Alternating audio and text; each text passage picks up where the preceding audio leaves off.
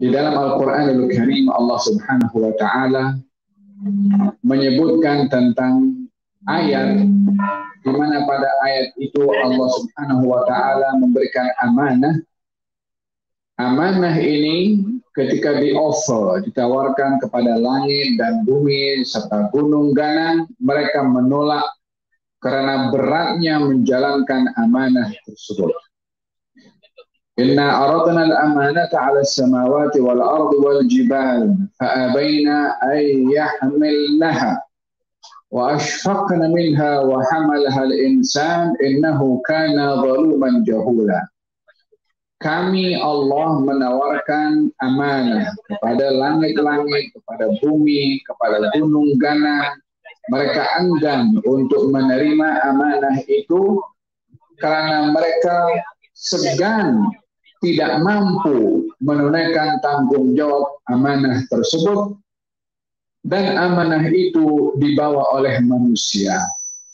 Dan ramai manusia yang berlaku zalim dan jahil di dalam menjalankan amanah tersebut. Amanah yang besar diberikan oleh Allah Subhanahu wa Ta'ala dan berat adalah amanah Al-Quranul Karim, amanah iman kepada Allah Subhanahu wa Ta'ala. Di dalam Al-Quranul Karim Allah Subhanahu wa Ta'ala berfirman, "Lau anzalna hadzal Qur'ana 'ala jabalin la ra'aitahu khashi'an mutasaddian min khasyatillah." Kalau Quran ini diturunkan oleh Allah Subhanahu wa Ta'ala kepada gunung ganang, maka gunung ini boleh khusyuk dan pecah karena takut kepada Allah Subhanahu wa Ta'ala. Allah berfirman dalam Al-Quran, "Inna sanulqi 'alaika qawlan thaqila." Kami memberikan kepada engkau, wahai Rasulullah Muhammad, perkataan yang berat, yakni Al-Quranul Karim. Hadirin dan hadirat.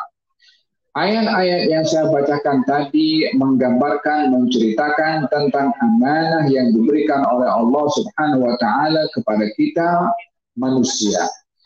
Membawa Al-Quranul Karim untuk dibaca, untuk difahami, dan untuk diamalkan. Al-Quranul Karim adalah wahyu Allah yang mengandungi petunjuk bagi manusia dalam segala permasalahan yang dilalui dalam hidup ini. Bila seseorang itu stres, penawarnya ada dalam Quran. Bila seorang itu ada masalah rumah tangga, jalan solusinya ada dalam Al-Quran. Bila seseorang itu terjun dalam bidang perniagaan, bimbingannya ada dalam Al-Quran. Bila seseorang itu berbicara tentang manajemen dan pentadbiran, juga ada di dalam Al-Quran. Ma farratna fil kitabi min syai'. Tidak kami tinggalkan dalam Al-Quran sesuatu pun. Yakni Allah berfirman, semua ada di dalam Al-Quranul Karim. Oleh sebab yang demikian, ianya adalah berat untuk dilaksanakan kalau orang itu tidak menghayati makna sebenar dan berazam untuk mengamalkan isi kandungan Al-Quranul Karim.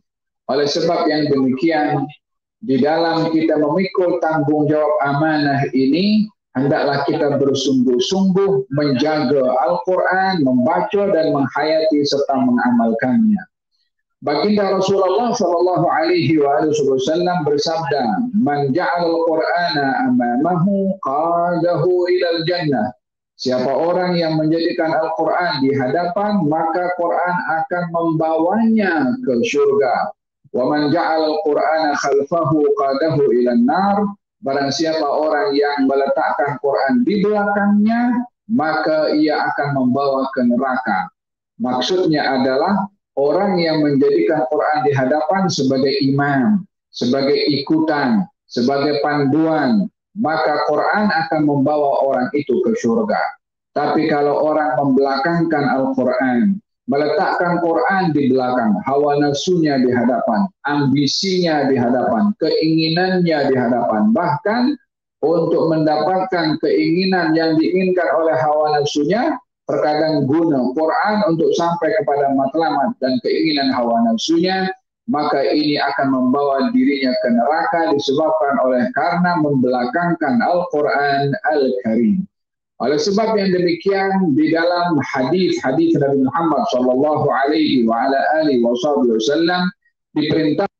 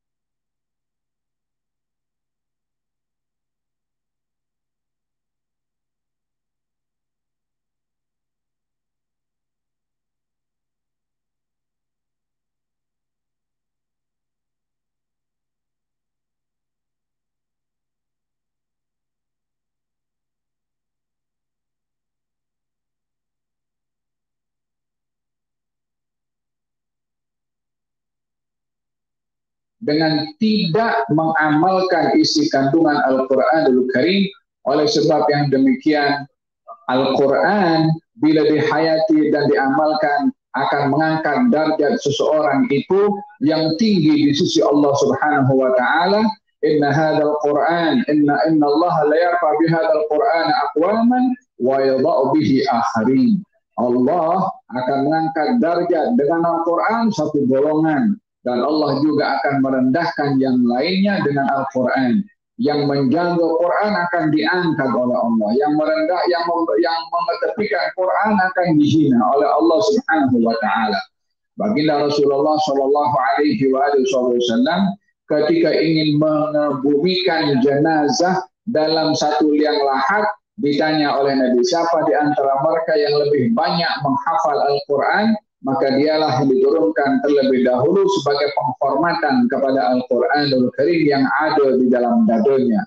Bila baginda Rasulullah menyuruh seseorang untuk menjadi imam, yang menjadi imam adalah yang lebih menghayati, memahami akan Al-Quranul Karim.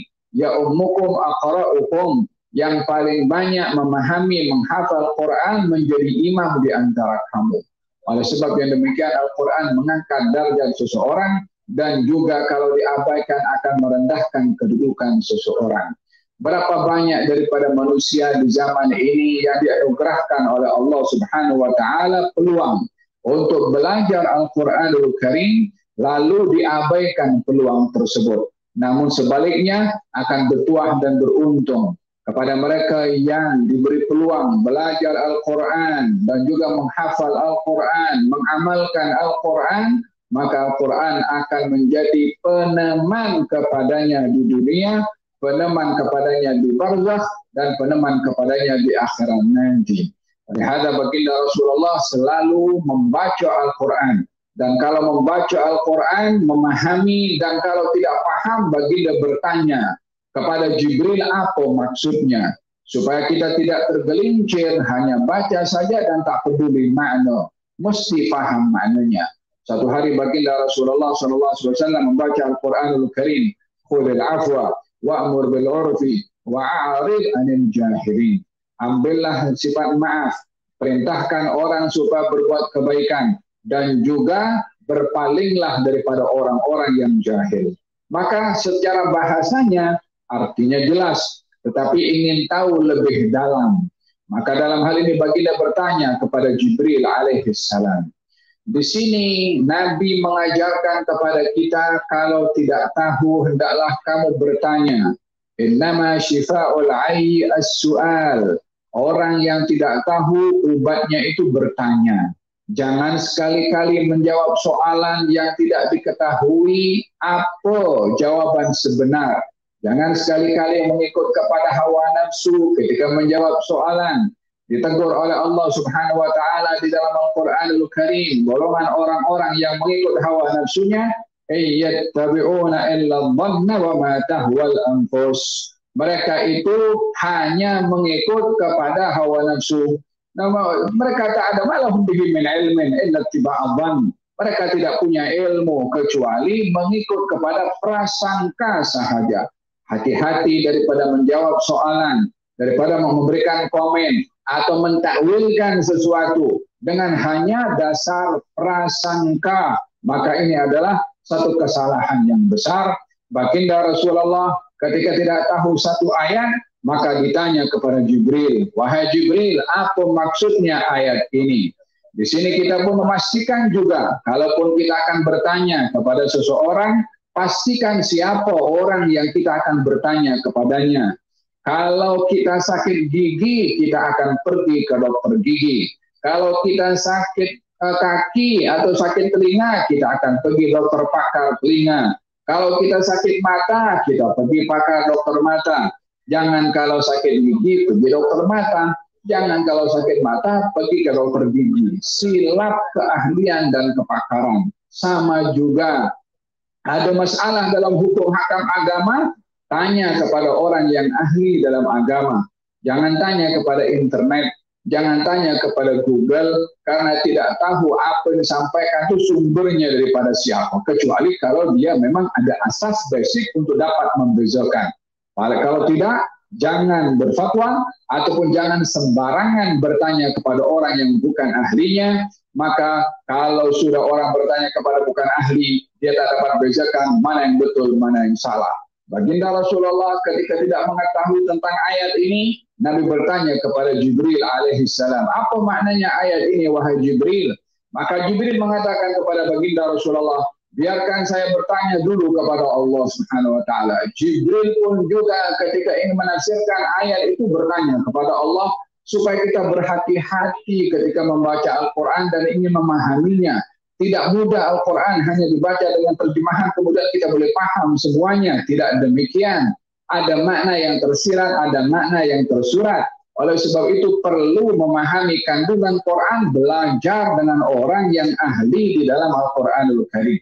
Ini Nabi bertanya kepada Jibril. Jibril bertanya kepada Allah Subhanahu wa taala karena yang Maha mengetahui maknanya adalah Allah Subhanahu wa taala, maka dijawab oleh Allah kepada Jibril. Jibril beritahu kepada Rasulullah sallallahu alaihi wasallam, arti ayat tersebut adalah khudhil afwa wa'mur bil 'urfi wa'rid 'anil jahilin. Artinya adalah antasila man qata'aka wa tu'tiya man haramaka wa ta'fu amman zalamaka. Arti daripada ayat itu adalah kamu beri kepada orang yang tidak mahu memberi kepada kamu. Kamu maafkan kepada orang yang berlaku zalim kepada kamu. Dan kamu menyambung tali silaturahim kepada orang yang memutuskan tali silaturahim. Demikian daripada jawaban Jibril alaihissalam kepada baginda Rasulullah pada ayat tersebut. Coba perhati sama-sama jawaban daripada Jibril kepada baginda Rasulullah ketika menafsirkan ambil maaf. Salah satu sifat yang dianugerahkan oleh Allah kepada Rasulullah adalah sifat memaafkan. Dan orang yang paling banyak mendapat maaf dari Allah adalah orang yang paling banyak memaafkan kepada orang lain. Tidak akan bertambah kedudukan seorang yang memberi maaf kecuali bertambah mulia, kata baginda Rasulullah Sallallahu Alaihi Wasallam. Sebaliknya, orang yang enggan memaafkan adalah orang yang paling kurang mendapatkan maaf dari Allah Subhanahu wa taala. Orang yang enggan memaafkan tidak bertambah kepadanya, melainkan semakin hina. Kalau orang yang memaafkan akan diangkat darjatnya, yang enggan memaafkan akan dijatuhkan darjatnya, karena enggan mengambil sifat Allah al-afu yang maha memberi maaf. Kata dalam hadis itu, "Ufu amman zalamak," maafkan kepada orang-orang yang memaafkan kepada engkau. Wahakala di antara sahabat Nabi Shallallahu Alaihi wa ala alihi wa sahbihi wasallam mengatakan kepada baginda Rasulullah, ya Rasulullah, saya ini ada keluarga. Kalau dia berbuat salah, saya tidak menghukum kepadanya. Saya selalu berbuat baik, dia tak mau berbuat baik kepada saya. Saya ziarah, dia tak mau datang ke rumah saya. Saya berbuat ihsan, dia tak berbuat ihsan kepada saya. Jadi bagaimana? Kita ada banyak berbuat baik, tapi dia tidak membalas kebaikan. Apa yang patut dilakukan? Adakah putuskan kebaikan dan ihsan yang kita lakukan? Kata baginda Rasulullah mengatakan kepada sahabat tadi, Allah bersama dengan engkau membela engkau selagi mana engkau berbuat demikian kepada kerabat engkau, dan seakan-akan kerabat engkau itu kena lempar dengan debu sebagai penghinaan karena tidak membalas ihsan dengan ihsan. Oleh sebab yang demikian, perlu kita memahami, mengambil faedah daripada majelis seperti ini untuk memegang 3 konsep yang diajarkan oleh Allah kepada Jibril, daripada Jibril kepada Rasulullah SAW. Apa itu? Ufu amman zalamak. Maafkan kepada orang yang berbuat zalim. Jangan tunggu orang meminta maaf untuk diberi maaf. Yang kedua, sil man qata'ak, sambung silaturahim hatta kepada orang yang memutuskan. Yang memutuskan silaturahim dilaknat oleh Allah. Yang memutuskan tali silaturahim tak akan masuk surga. Demikian kata Nabi SAW, la yadkhul jannata qati' rahim, tak akan masuk surga orang yang memutuskan tali silaturahim. Wa'ti man haramak, berilah kepada orang yang kalau dia mampu tak memberi kepada kamu, kalau kamu mampu kamu beri kepada dia. Jangan mahu menjadi seorang yang bersifat kedekut untuk memberi kepada orang lain, hatta kepada orang yang enggan untuk memberi kepadanya. 3 ini kita ingin bawa pulang daripada majelis seperti ini. Lapang dada, maafkan kepada semua orang. Menyambung tali silaturahim, rezeki akan diberkati, umur akan diberkati. Memberi kepada orang yang enggan memberi, Allah akan berikan barakah kepada rezeki yang diberikan oleh Allah kepadanya.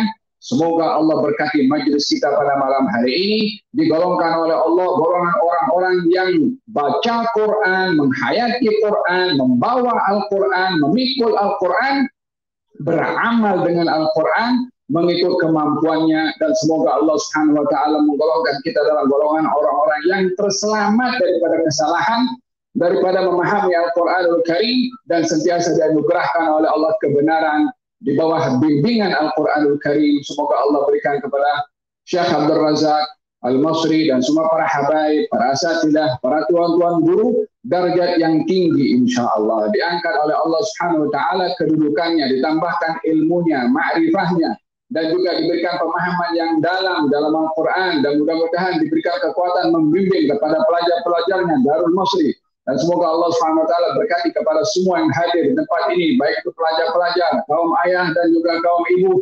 Mudah-mudahan Allah SWT menjadikan keluarga kita keluarga yang suka kepada Al-Quran, anak-anak kita pun yang suka kepada Al-Quran, sehingga kita senang di dunia, senang di barzakh, senang di akhirat.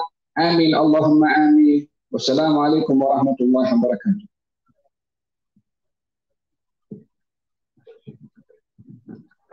Jutaan terima kasih diucapkan kepada Sayyid Al-Hasib Al-Nasib, Sidi Al-Habib Ali Zain Al-Abidin Al-Hamid. Allah berikan umur beliau, beri sihat al-afiat.